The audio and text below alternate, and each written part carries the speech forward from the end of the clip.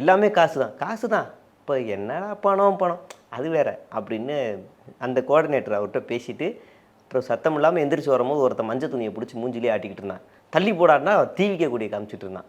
பின்னாடி இருந்து Malaysia police அடிச்சு இழுத்துட்டு போயிட்டான். அவன் என்ன நினச்சிட்டாங்கன்னா மலேசியா போலீஸ்னா பில்லா படம் அஜித் மாதிரி ஈஸியாக தப்பிச்சிடலாம்னு நினச்சிட்டாங்க.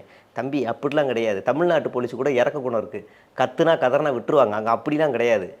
அப்படியே செல்லாமா தாட்டா அப்படின்னு தூக்கிட்டு போயிடுவாங்கன்ட்டு தூக்கிட்டு போயிட்டாங்க. பாவம். ஆனால் நீங்கள் போயிருந்தீங்க? போயிருந்திருப்பேன். என்ன போயிருந்தாலும் போயிருந்திருப்பேன்னு வந்துட்டீங்க. அங்கே என்ன நடக்குது இங்கே எல்லாமே ரீல்ஸ்லேயே போட்டு காட்டிடுறாங்கல்ல ஃபஸ்ட்டு விட்டா. அதனால் அதுலேருந்து ஒரு சொல்லியிருந்தேன். அது ஒரு கதை வந்து ஒரு கார்டாக பார்த்தேன். ஃபஸ்ட்டு ஒரு ஆட்டோக்காரரு ஒரு ஸ்கூல் பொண்ணை இல்லை ஏதோ ஒரு அம்மா பிரசவத்துக்கு அம்மாவுக்கு ஒரு கொடை கொடுக்குறாராம் மழை பெய்யுதுன்னு. அந்த அம்மா ஆஸ்பத்திரிக்கு போகும்போது வயசான ஒரு தாத்தாட்ட அந்த கொடையை நீங்கள் வச்சுக்கோங்க மழையில் நினைக்கிறீங்கன்னு கொடுத்துருச்சான். அப்புறம் அந்த வயசானவர் ஒரு பூக்கார அம்மாட்ட வந்து நீங்கள் நினைக்கிறீங்கம்மா அந்த கொடையை வச்சுக்கோங்கம்மான்னு கொடுத்துட்றாராம். திரும்ப அந்த அம்மா வந்து ஏதோ ஸ்கூலுக்கு போகிற பொண்ணுக்கிட்ட இந்த கொடையை கொடுத்துக்கோமா அப்படின்னு கொடுத்துட்றாங்க. அப்போ அந்த ஆட்டோக்கார் வீட்டில் இருந்து எங்கடா என் பொண்ணு வேறு மழை பெய்யுது எப்படி வரப்போகுது அப்படின்னு நினச்சிக்கிட்டு இருக்கும்போது ஒரு அதே கொடையோடு வந்துச்சான். இப்போ என்னென்னா நம்ம உதவி செஞ்சால் சந்தோஷமாக இருக்கலாம், எல்லோரும் உதவி செய்யுங்க அப்படின்னு ஒரு கதையை வந்து விஜய் சொன்னதாக சொல்கிறாங்க.